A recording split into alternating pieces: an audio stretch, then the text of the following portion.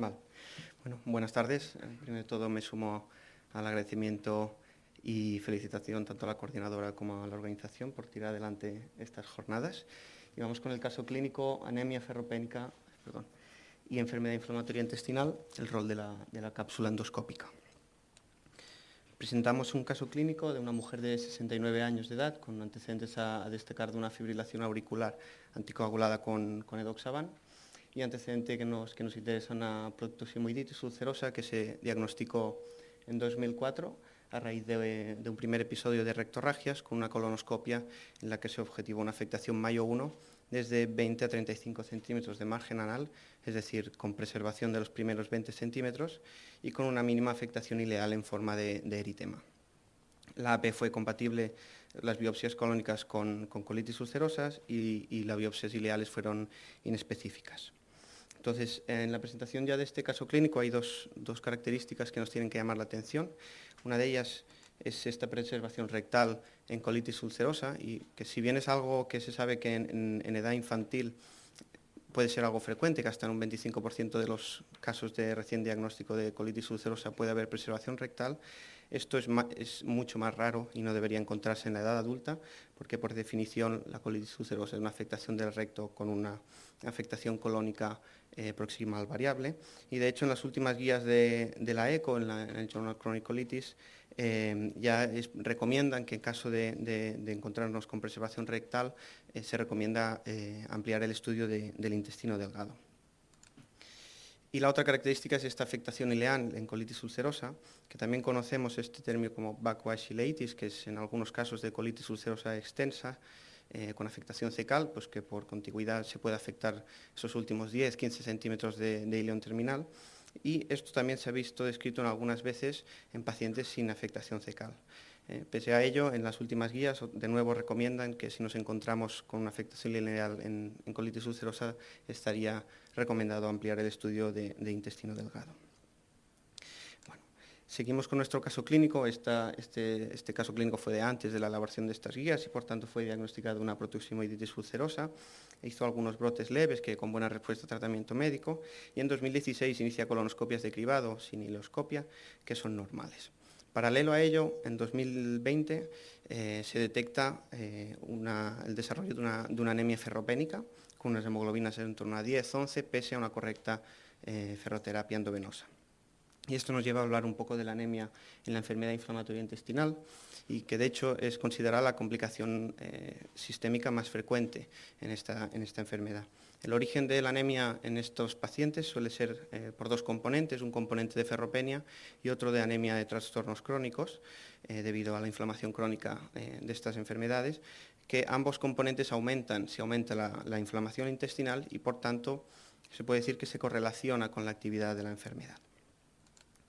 Bien, las definiciones actuales de anemia en enfermedad inflamatoria intestinal en mujeres es por debajo de 12 y en hombres por debajo de 13.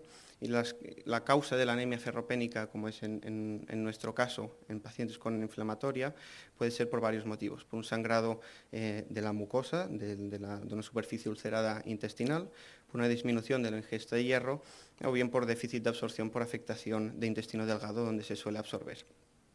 Para diagnosticarla nos serviremos de varios parámetros, uno es el IST y el otro la ferritina. ¿Y es necesario el tratamiento de esta anemia ferropénica en estos pacientes? Pues las últimas guías lo recomiendan. En todo paciente con enfermedad inflamatoria con anemia ferropénica está recomendado el tratamiento y en estos pacientes se recomienda o es preferible la vía endovenosa, que se ha visto que tiene una respuesta más rápida, es más eficaz y mejor tolerada que la vía oral. Volviendo a nuestro caso clínico, entonces, tenemos esta paciente con colitis ulcerosa que no responde a la ferroterapia para esta anemia ferropénica y, por tanto, se hace un estudio endoscópico de nuevo con una colonoscopia y gastroscopia que son normales, salvo por la presencia de una gastritis no erosiva con un pylori positivo que se trata y se erradica.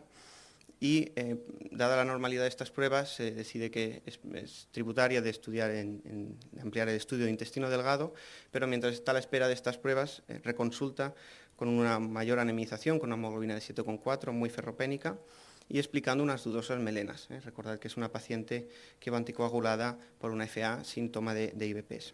Entonces, dando la sospecha de que puede haber alguna lesión vascular que pueda justificar la anemia, se decide realizar una cápsula endoscópica con estos hallazgos que no se esperaban.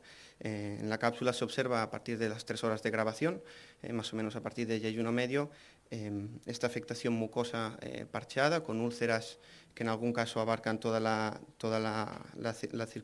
circunferencia y característicamente no se describe paso a ciego de la cápsula.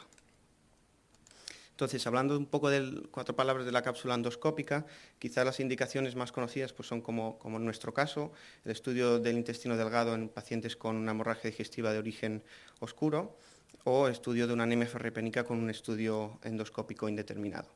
Pero también en las últimas guías se recomienda o se habla de la utilidad en la sospecha ante la sospecha de una enfermedad de Crohn.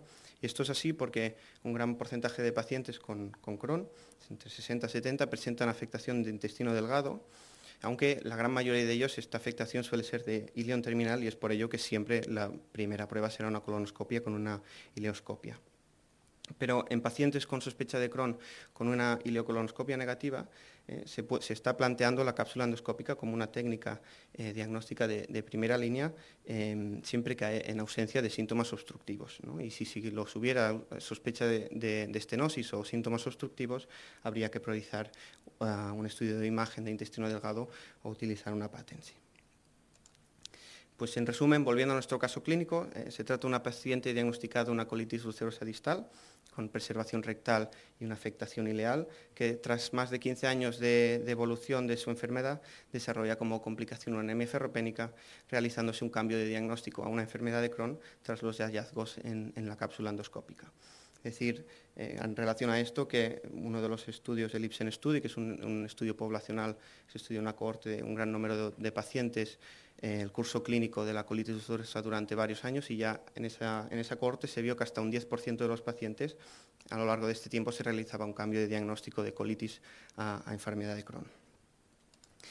Entonces, estamos en una enfermedad de Crohn ileocolónica con una afectación yeyunal extensa y, por tanto, se hizo un estudio prebiológico que fue normal y se inició tratamiento con infliximab.